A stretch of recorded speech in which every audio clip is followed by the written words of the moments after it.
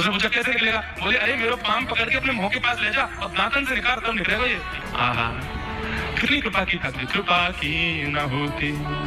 उसने कांटा निकाला मुख से। ठाकुर जी बोले अब चल, मुंह से चलो ना जा रहा। गोविंद दास ने अपनी कदम खंडी में दाल बाटी बनाई, बोले चल वहां पे। बोला कैसे लेके चलूं? बोले तेरे कंधान पे बैठ जाऊंगा मैं। और ठाकुर जी ने अपने दोनों पांव ऐसे लटका लिए उसके यहाँ पे और सिर पकड़ करके उसके ऊपर ही बैठ गए। बोले चल ले चल मुख।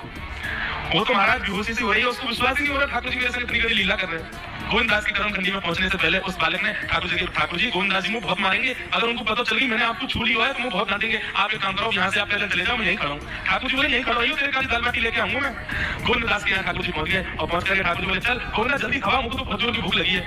गोविंद दास बोले हाँ राजो, सुंदर व्यवस्था कर दी। ठाकुर जी बैठ गए और बैठ करके सामने पत्तल पर महाराज बाटी रखी, दाल रखी, चूरमा रखी, चटनी रखी, सब बढ़िया सुंदर सजा दी। अब ठाकुर जी पा रहे हैं, प्रेम से पाते जा रहे हैं और पाते पाते बीच में और ला और जल्दी ला भूख लग रही है मुझको। गोविंद दास बोले पहले इनको तो खा लो। अरे ना तू जाने ना मंदिर में मेरे भूख कैसे लगे?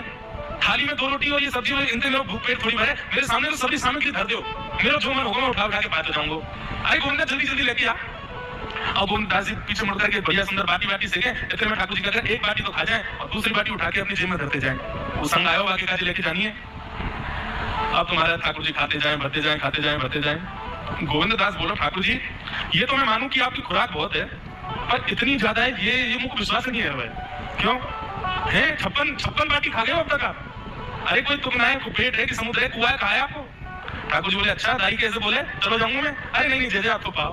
ठाकुर जी तो जेब में भरते जा रहे थे।